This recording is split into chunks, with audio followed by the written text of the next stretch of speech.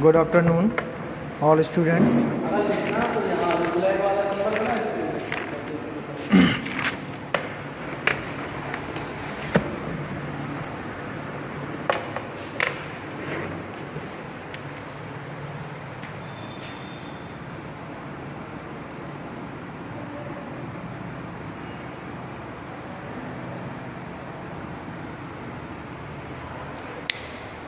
Good afternoon.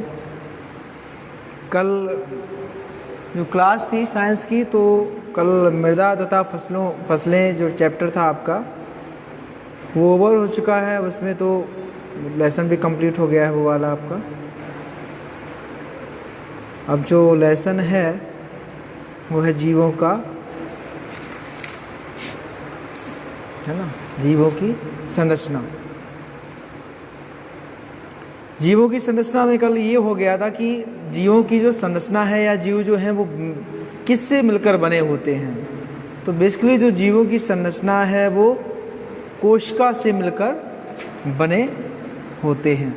मतलब कोई भी जीव हो वो सारे के सारे जीव कोशिका से मिलकर ही बने होते हैं। फिर चाहे वो आपका एक कोशिकीय जीव हो या फिर आपका बहुकोशिकीय जीव हो, सारे के सारे जीवों की जो संरचना होती है वो कोशिका से ही मिलकर बनी होती है।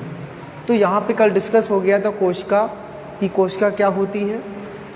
शरीर की क्रियात्मक तथा संरचनात्मक इकाई को कोशिका कहते हैं। स्लाइडिन तथा सस्वान ने 1938 और 1939 में, है ना, 1838 और 1839 में कोशिका सिद्धांत का प्रतिपादन किया, जिसके अनुसार उन्होंने ये कहा कि जीवों की जो सरलतम या जीवों की संरचनात्मक और क्रियात्मक इकाई कोशिका होती है। और सेकेंड पॉइंट उन्होंने ये कहा कि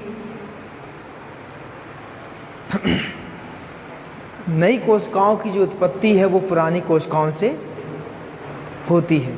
दूसरी बात उन्होंने ये कही। फिर बात आती है आपकी कोशिकाओं के प्रकार के बारे में। तो कोशिकाओं का जो प्रकार है, जो कोशिकाओं को दो भागों में बांटा गया है। एक आपकी प्रोकैरियोटिक कोशिका है और दूसरी है आपकी यूकैरियोटिक कोशिका। तो प्रोकैरियोटिक कोशिका जो होती है वो, कल एक मैंने क्वेश्चन भी आप लोगों को दिया था कि प्रोकैरियोटिक कोशिका और यूकैरियोटिक कोशिका के बारे में आप थोड़ा बताइए, मेन जो मेजर डिफरेंस है वो क्या है। तो मेजर डिफरेंस आपका प्रोकैरियोट्स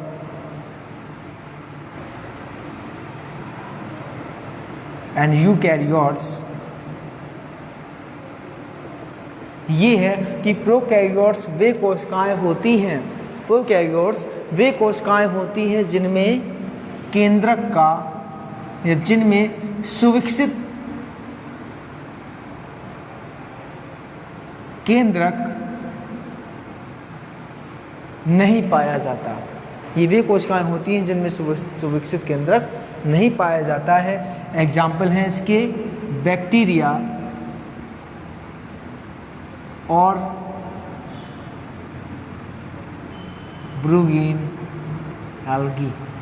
बैक्टीरिया और ब्लू ग्रीन एल्गी, ठीक है। यूकैरियोट्स क्या होते हैं? ये वे कोशिकाएं होती हैं, ये वे कोशिकाएं होती हैं जिनमें सुविकसित केंद्रक इसमें नहीं पाया जाता। और यूकैरियोट्स वे कोशिकाएं होती हैं जिनमें सुविकसित केंद्रक पाया जाता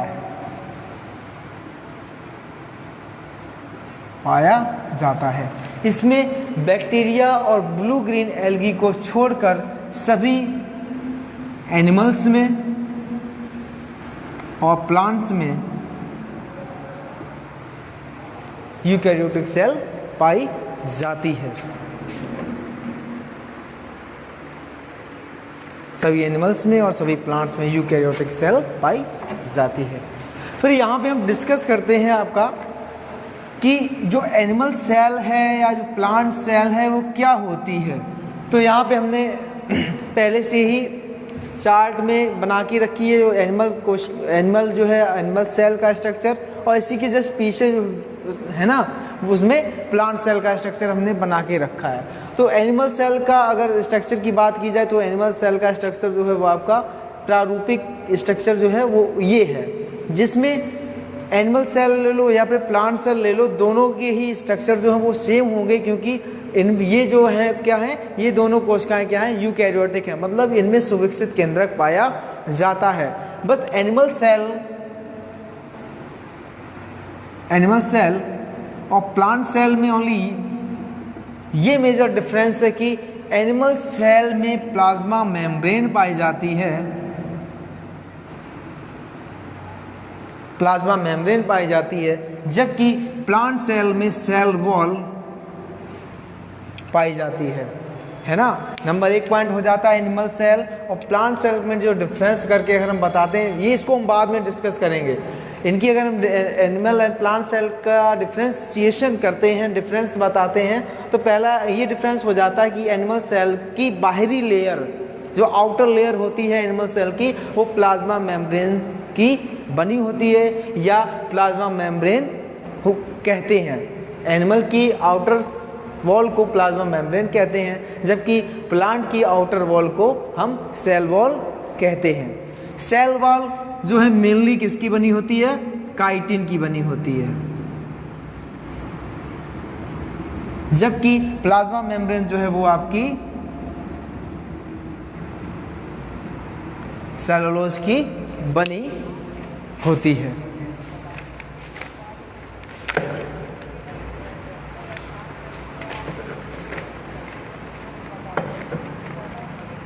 सेलुलोज की बनी होती है।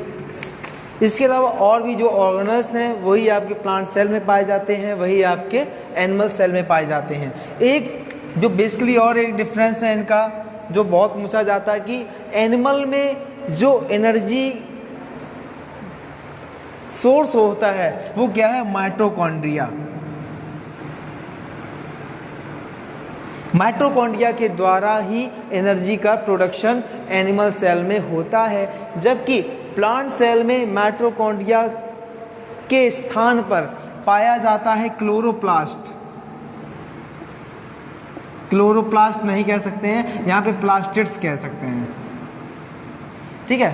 माइटोकॉन्ड्रिया के स्थान पे प्लांट सेल में क्या पाया जाता है, प्लास्टिड्स पाए जाते हैं, जो कि क्या करते हैं, एनर्जी प्रोडक्शन करते हैं, एनर्जी का प्रोडक्शन करते हैं। सेकेंड पॉइंट आपका प्लांट सेल और एनिमल सेल का ये हो गया कि एनिमल सेल में माइटोकॉन्ड्रिया एनर्जी का प्रोडक्शन करता है, जबकि प्लांट सेल में प्लास्टिड एनर्जी का प्रोडक्शन करता है, ठीक है। अब हम अगर इसकी बात करते हैं इसकी संरचना की, तो ये है आपका एनिमल सेल की संरचना, ये है आपकी, जिसमें ये एक प्रारूपिक संरचना है, जिसमें आपका स्मूथ एंडोप्लाज्मिक रेटिकुलम है, गोल्जी बॉडी है, माइटोकॉन्ड्रिया है, राइबोसोम है, वॉक्यूल्स हैं, प्लाज्मा मेम्ब्रेन है, लाइसोसोम है, सेंट्रियोल है और न्यूक्लियोप्लाज्म है, क्रोमेटिन है और न्यूक्लियोलस प्रेजेंट है। ये सारे के सारे आपके सेल कंपोनेंट हैं, या ये सारे के सारे क्या हैं, सेल ऑर्गेनल्स हैं, जो कि एक एनिमल सेल में पाई जाती है। यहाँ पे आप देख रहे हैं कि एनिमल सेल की जो एक outer layer only single layer होती है, जिसे हम क्या कहते हैं, प्लाज्मा मेम्ब्रेन कहते हैं। इसके बाद अगर वॉक्यूल की बात की जाए तो वॉक्यूल्स वो होते हैं, ये ऐसी धानियाँ होती हैं, वॉक्यूल्स ये ऐसी, ये एक या एक से ज़्यादा दीर्घ धानियाँ होती हैं जो खाली स्पेस को शो करती हैं। बस इस तरीके से खाली स्पेस को शो करती हैं, क्या कहलाती हैं, वॉक्यूल्स कहलाते हैं। तीसरा है आपका राइबोसोम, ठीक है, फ्री राइबोसोम यहाँ पे लिखा है, बट ये क्या है आपका राइबोसोम। राइबोसोम जो है, राइबोसोम का मेन जो वर्क होता है इन सेल, वो होता है प्रोटीन का संश्लेषण करना, सिंथेसिस ऑफ प्रोटीन। फिर आती है आपकी रफ एंडोप्लाज्मिक रेटिकुलम।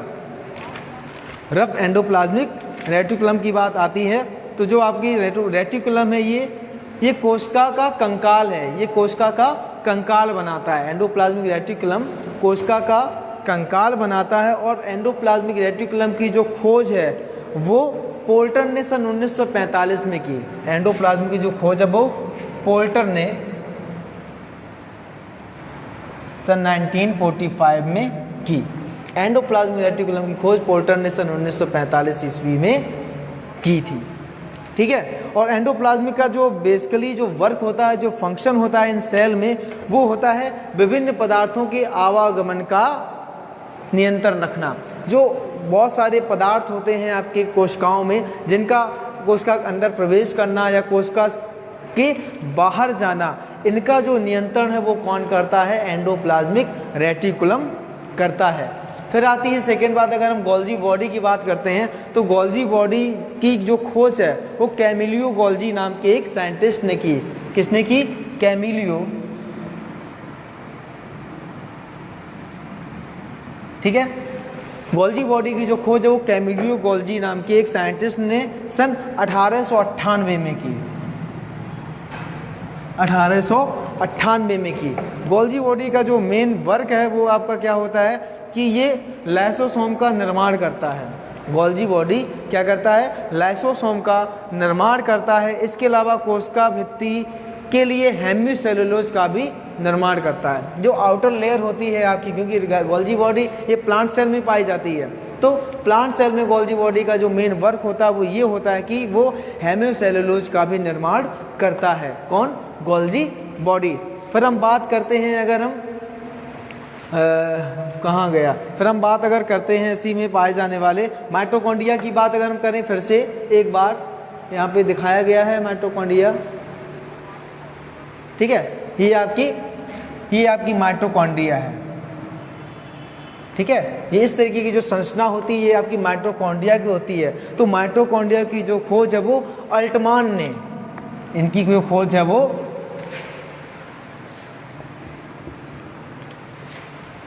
अल्टमान ने 1900 में की। माइटोकॉन्ड्रिया की जो खोज है वो अल्टमान ने सन 1900 में की। इसे हम क्या कहते हैं? Power house of the cell, कोशिका का ऊर्जा क्या कहते हैं? क्योंकि माइटोकॉन्ड्रिया के द्वारा ही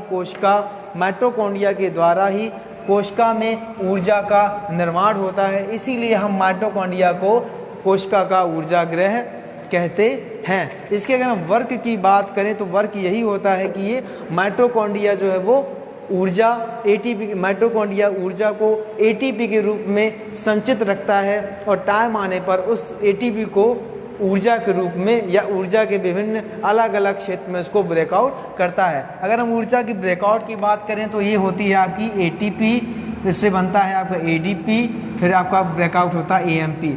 मीन्स एटीपी जो है वो ब्रेकआउट होता है एडीपी में और एडीपी जो है वो ब्रेकआउट होता है एएमपी में। एटीपी का फुल फॉर्म जो है वो होता है एडेनोसिन ट्राईफॉस्फेट, एडीपी का एडेनोसिन डाईफॉस्फेट और एएमपी का एडेनोसिन मोनोफॉस्फेट। ये आपके फुल फॉर्म्स हैं इनके, एटीपी के, एडीपी का और एएमपी का। तो जो माइटोकॉन्ड्रिया होती है वो ऊर्जा का को स्टोर इस रूप में करती है। किस रूप में? एटीपी के रूप में ऊर्जा को स्टोर करती है। फिर अगर हम बात करते हैं इनकी, ठीक है, फिर इसी में आपका एक पाया जाता है आपका लाइसोसोम। इसी में आपके पाए जाते हैं लाइसोसोम। ये आपके सेल ऑर्गेनल्स के बारे में बता रहे हैं जो कि आपके एक कोशिका में प्रेजेंट होते हैं। ये आपके लाइसोसोम हैं। तो लाइसोसोम क्या है? आपके लाइसोसोम की जो खोज है वो डी डुबे ने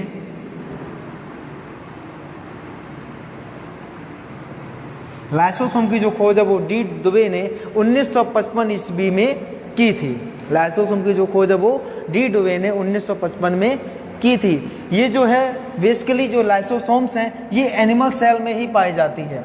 लाइसोसोम एनिमल सेल में पाई जाती है, जबकि प्लांट सेल में लाइसोसोम का अभाव होता है। ठीक है, लाइसोसोम का प्लांट सेल में अभाव होता है। ठीक, इसका जो अगर मेन वर्क की हम बात करते हैं लाइसोसोम की, तो इसका ये काम है, यह मृत तथा क्षतिग्रस्त कोशिकाओं को लाइसोसोम संलयन द्वारा नष्ट कर देता है। मतलब लाइसोसोम में ये पावर होती है कि जो कोशिकाएं नष्ट हो चुकी हैं या मर चुकी हैं तो उन कोशिकाओं को क्या कर देता है? डिग्रेड कर देता है, खा लेता है या फिर उनको स्वावलंब कर देता है, ख़त्म कर देता है।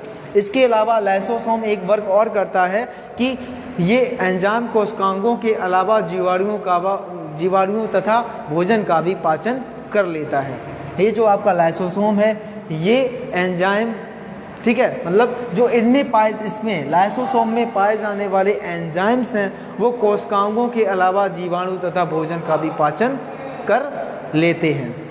ठीक है, फिर अगर हम बात इसमें कर लेते हैं क्रोमैटिन की, तो क्रोमैटिन जो है वो केंद्रक के अंदर पाए जाने वाला, ये हमने एक संरचना बना के रखी है। तो क्रोमैटिन जो है वो आपके केंद्रक के अंदर पाए जाने वाले धागे नुमा संरचना है जो कि आपके डीएनए बैंड से मिलकर बने होते हैं। ठीक, इसको हम बाद में डिस्कस करेंगे आपके केंद्रक को, अभी बात चल रही है एनिमल सेल की। तो ये आपका पूरा जो स्ट्रक्चर है ये एनिमल सेल हो गया। इसके अंदर जो इनके ऑर्गेनल्स होते हैं, जो कोशिकांग होते हैं, कोशिकांगों का भी हमने यहाँ पे वर्णन कर दिया है। ठीक है, इसके अलावा इनकी और जो जानकारी वो आपको पीडीएफ में आपको मिल जाएगी। इसके अलावा एक नोट करने वाली जो बात है वो बात ये है कि आप लोगों को सभी के स्ट्रक्चर अच्छे से तैयार करना है। जैसे एग्ज़ाम में आपका पूछा जाता है माइटोकॉन्ड्रिया का स्ट्रक्चर, ठीक, तो माइटोकॉन्ड्रिया का इस टाइप से स्ट्रक्चर होता है। अगर हम अलग देखेंगे तो माइटोकॉन्ड्रिया का इस टाइप से स्ट्रक्चर होता है। ठीक है, ये है आपका माइटोकॉन्ड्रिया। ये हमने बाहरी स्ट्रक्चर आपका बना दिया है, बट आपको स्ट्रक्चर अच्छे से तैयार करना है क्योंकि ये बहुत पूछा जाने वाला। ठीक, इसके अलावा अगर हम बात करते हैं प्लास्टिड की, तो प्लास्टिड की इस तरीके की संरचना होती है स्ट्रक्चर की।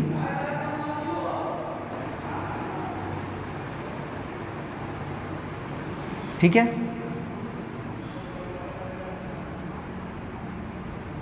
प्लास्टिड की आपकी इस तरीके की संरचना होती है। तो आपको सभी के जितने भी इसमें कोशिकांग पाए जाते हैं कोशिका के, mitochondria, ribosome, lysosome, endoplasmic reticulum, Golgi complex, ये सारे के सारे आपको फिगर अच्छे से तैयार करना है क्योंकि यहाँ पे टाइम कम रहता है। तो हम अगर फिगर ही बनाएंगे तो फिगर ही बनाते रहेंगे और आपका कुछ हो नहीं पाएगा। ठीक है, फिर हम अगर बात करते हैं इसमें, ये तो एनिमल सेल की बात हो गई। अगर हम प्लांट सेल की बात करते हैं तो प्लांट सेल का एक बार हम डिस्कस कर लेते हैं। प्लांट सेल का यहाँ पे ये है आपकी एक प्लांट सेल की का फिगर। ठीक है, ये है आप प्लांट सेल है, ये प्लांट सेल। अब प्लांट सेल का अगर हम फिगर देखेंगे तो प्लांट सेल में दो वॉल्स पाई जाती हैं। प्लांट सेल में दो, एक होती है आपकी सबसे आउटर लेयर जिसे हम सेल वॉल कहते हैं, एक आपकी होती है इससे आउटर लेयर के अंदर वाली एक लेयर होती है उसको हम प्लाज्मा मेम्ब्रेन कहते हैं। प्लांट सेल में क्लोरोप्लास्ट पाए जाते हैं। ठीक है, क्लोरोप्लास्ट क्या है? Chloroplast type of a plastid. Chloroplast जो है टाइप ऑफ अ प्लास्टिड। ठीक है, type of the plastid. Plastid जो है वो आपके तीन टाइप के होते हैं। ठीक है, एक आपका क्लोरोप्लास्ट, क्रोमोप्लास्ट,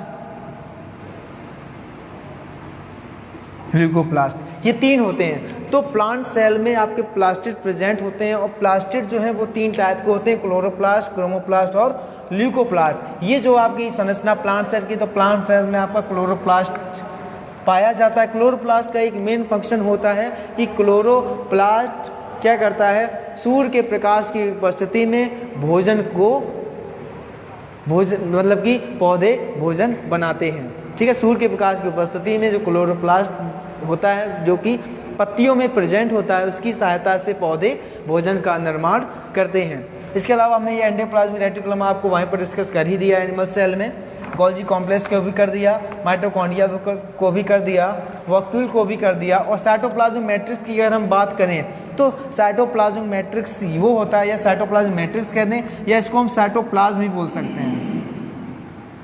साइटोप्लाज्म, जैसे हिंदी में हम कोशिका द्रव्य कहते हैं, तो साइटोप्लाज्म क्या है? साइटोप्लाज्म मतलब कि केंद्रक और जो कोशिकांगों के अलावा जो एक द्रव कोशिका के अंदर भरा हुआ होता है उसे हम क्या कहते हैं? साइटोप्लाज्म कहते हैं।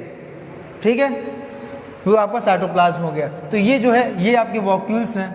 वॉक्यूल्स हमने बताई थे आपको, जो खाली स्पेस होता है आपका, उन्हें हम क्या कहते हैं? वॉक्यूल्स कहते हैं। ठीक है, तो ये है आपकी प्लांट सेल की संरचना। ठीक है, फिर अगर हम बात करते हैं इसमें प्लांट सेल के अलावा, क्योंकि सारे जितने भी केंद्रक हैं या कहते हैं सारे जितनी भी कोशिका है, कोशिकाओं में जो मुख्य अवयव होता है, मुख्य कंपोनेंट होता है, वो आपका होता है किसका? ये केंद्रक का। केंद्रक का बहुत ही ज़्यादा मतलब कि इन्वॉल्वमेंट होता है, आप बहुत ही ज़्यादा इन्वॉल्वमेंट होता है आपके कोशिका में। ये जो है केंद्रक, इसी को मतलब कुल मिला के क्या कहते हैं, ये जितनी भी जैविक क्रियाएं होती हैं आपकी शरीर के अंदर, जितनी भी जैविक क्रियाएं होती हैं उन सब का संचालन कौन करता है, केंद्रक करता है। उन सब का संचालन कौन करता है, केंद्रक करता है। केंद्रक की जो खोज है, केंद्रक की, ये आपका केंद्रक का फिगर बना हुआ है। केंद्रक की जो खोज है वो रॉबर्ट ब्राउन ने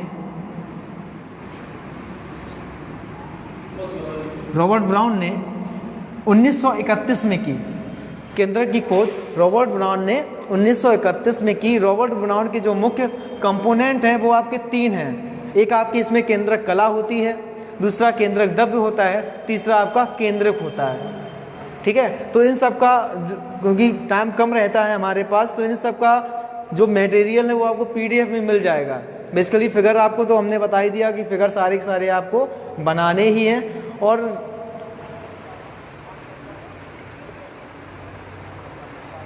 हो गया, ठीक है। तो ये है आपका आज का टॉपिक, यहाँ तक आप करा दिया, इसमें आपका कंप्लीट हो गया। जो कोशिका के कोशिकांग है, मतलब सेल ऑर्गेनल्स से सारे के सारे सेल ऑर्गेनल्स हो गए हैं। इसके अलावा लेयर्स के बारे में भी हमने डिस्कस कर दिया कि प्लांट सेल में जो बाहरी लेयर होती है, आउटर लेयर होती है, वो क्या होती है, सेल वॉल होती है। जबकि एनिमल सेल की जो आउटर लेयर है उसको हम प्लाज्मा मेम्ब्रेन कहते हैं। प्लाज्मा मेम्ब्रेन जो है वो सेलुलोज की बनी होती है, जबकि प्लांट सेल में पाई जाने वाली सेल वॉल काइटिन की बनी हुई होती है, जो कि एक दृढ़ होती है, रिजिड फॉर्म में होती है। इसके अलावा जो उनके कोशिकांग है, कोशिकांगों का भी हमने वर्णन यहाँ पे कर दिया। Ribosome, endoplasmic reticulum, mitochondria, lysosome, Golgi complex आदि के बारे में सब आज हमने डिस्कस कर दिया। और जो ये अगर आपको समझ में नहीं भी आ रहा तो आपको PDF अभी आ जाएगी आपके पास, तो PDF में सब लोग अपना आप देख लीजिए और अच्छे से पढ़िए। मतलब मेन यही है हम लोगों का पढ़ाने का कि आप लोग अच्छे से पढ़िए। Thank you. हो गया।